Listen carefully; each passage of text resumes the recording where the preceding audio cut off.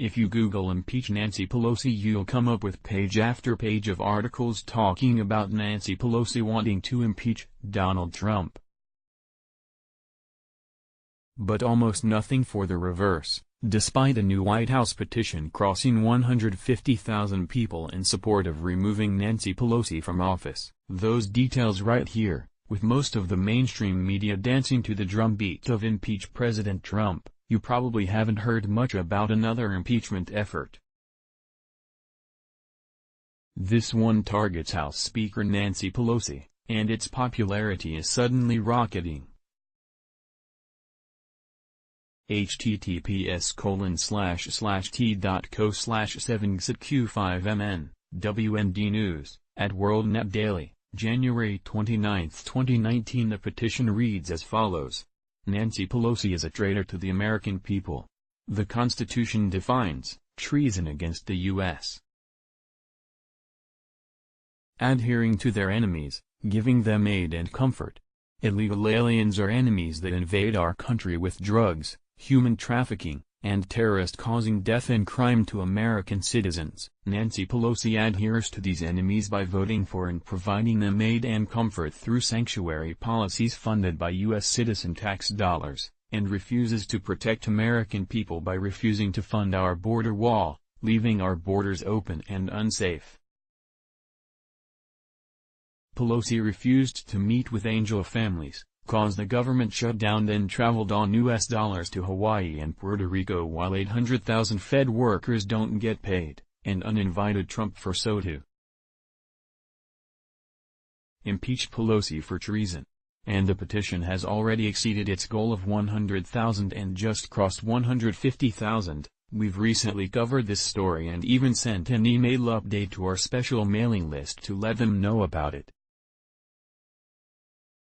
Of course, the support for removing Nancy Pelosi from office was very strong, but one reader, who I will just call Peter G., wrote us back and asked a very good question. Basically, he wanted to know what the constitutional basis was to actually remove Pelosi from office, or is the petition just blowing hot air? Here's what he wrote. On what grounds could she possibly be impeached? I don't want to mimic what the Dems are doing regarding impeaching Trump. He has not committed an impeachable offense, but neither has she, to my knowledge. As much as I would absolutely like her out of office, I don't think Republicans should be doing this. It was a great question from Peter and an even better point he was raising, so we wanted to take the time to answer it. So, is there a basis to remove Pelosi and any other open borders politician? I believe there is, and it's actually quite sound and simple. According to House.gov, every member of the Senate and House of Representatives must take the following oath of office: the senators and representatives before mentioned, and the members of the several state legislatures, and all executive and judicial officers, both of the United States and of the several states, shall be bound by oath or affirmation to support this Constitution, but no religious test shall ever be required as a qualification to any office or public trust under the United States. U.S. Constitution, Article VI, Clause 3. That's the U.S. Constitution, folks. The key part is underlined for you. It's actually a very basic and simple oath, but it demonstrates the genius of our founding fathers. All senators and representatives must support the Constitution. Simple. So then we look at the Constitution and see what it requires. From law. Cornell.edu, here is Article 4, Section 4 of the Constitution. The United States shall guarantee to every state in this Union a republican form of government, and shall protect each of them against invasion, and on application of the legislature, or of the executive, when the legislature cannot be convened, against domestic violence. Also very simple. The federal government's role is to protect the states against invasion. In other words, open borders is at odds with our Constitution itself. And any politician that supports open borders has failed their oath of office, period, folks. That's it. Newsmax put forth a great summary of this issue. For decades our immigration system worked just fine. In fact, America brings in more than 1 million people into the country, legally. We are more generous with immigration opportunities than any other country in the world. Now we are facing a crisis at the border, we are told by the 24-hour news media that is giving it wall-to-wall coverage. Those in the drive-through junk food media are feeding its viewers a steady diet of America is bad and racist to its viewers. What they fail to tell anyone is that the President and Congress are required to control the border and turn away the waves of would-be illegal aliens storming the gates. They are required to protect the nation and our republic form of government. How can I say that? Well, it's written quite clearly in the Constitution. Article 4, Sec.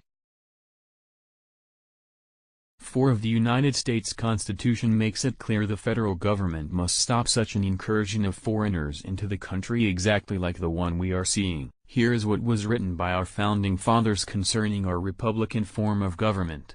The United States shall guarantee to every state in this union a republican form of government, and shall protect each of them against invasion, and, on application of the legislature, or of the executive, when the legislature cannot be convened, against domestic violence. From where I stand in the nation's heartland, what we are seeing at the southern border is by definition an invasion. When thousands of people are marching on the border waving flags of other countries and attacking those protecting our border, what else would you call it? When they are demanding entry and show a complete lack of respect for our laws and those enforcing them, what would you call it? The Heritage Foundation also put forth a great analysis, providing for the common defense. In brief, the Constitution says 3 things about the responsibility of the federal government for the national defense. Get exclusive insider information from Heritage experts delivered straight to your inbox each week. National defense is the priority job of the national government. Article 1. Section 8 of the Constitution lists 17 separate powers that are granted to the Congress. 6 of those powers deal exclusively with the national defense, far more than any other specific area of governance, and grant the full range of authorities necessary for establishing the defense of the nation as it was then understood. Congress is given specific authority to declare war, raise and support armies, provide for a navy, establish the rules for the operation of American military forces, organize and arm the militias of the states, and specify the conditions for converting the militias into national service. Article 2 establishes the President as the government's chief executive officer. Much of that article relates to the method for choosing the President and sets forth the general executive powers of his office, such as the appointment and veto powers. The only substantive function of government specifically assigned to the President relates to national security and foreign policy, and the first such responsibility granted him is authority to command the military. He is the Commander-in-Chief of the Army and Navy of the United States, and of the militia of the several states, when called into the actual service of the United States. National defense is the only mandatory function of the national government. Most of the powers granted to Congress are permissive in nature. Congress is given certain authorities but not required by the Constitution to exercise them. For example, Article 1, Section 8 gives Congress power to pass a bankruptcy code, but Congress actually did not enact bankruptcy laws until well into the 19th century. But the Constitution does require the federal government to protect the nation. Article 4, Section 4 states that the United States shall guarantee to every state a republican form of government and shall protect each of them against invasion.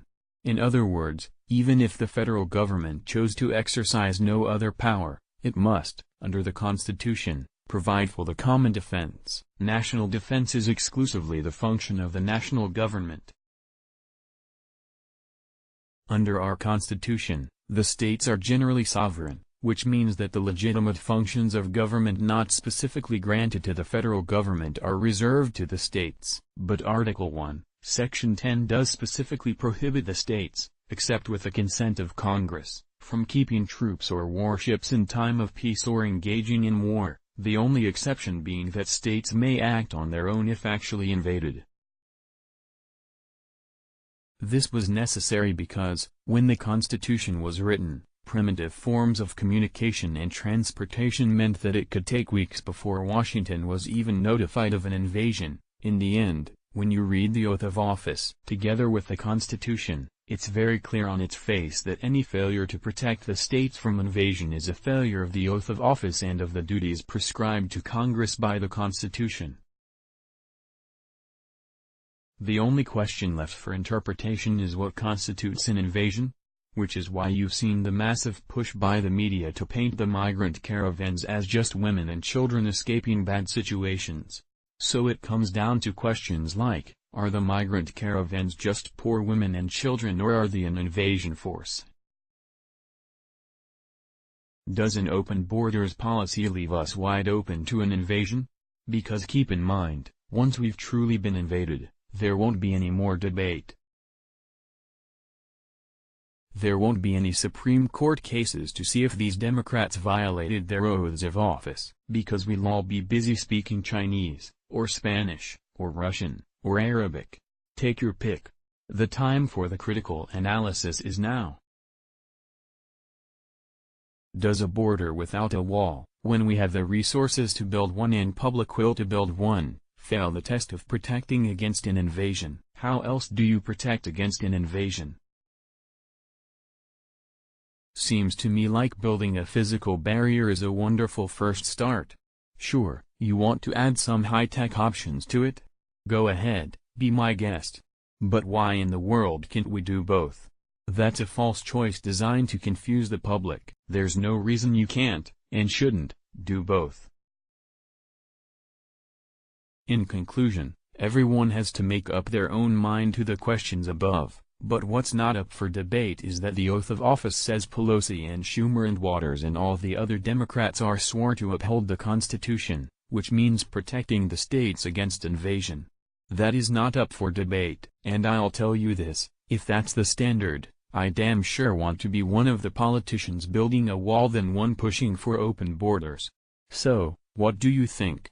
Tell Nancy to build the wall now. Collision, like what you're reading? Subscribe to our top stories you might like. Previous post, previous, next post, next. Let's block ads. Why?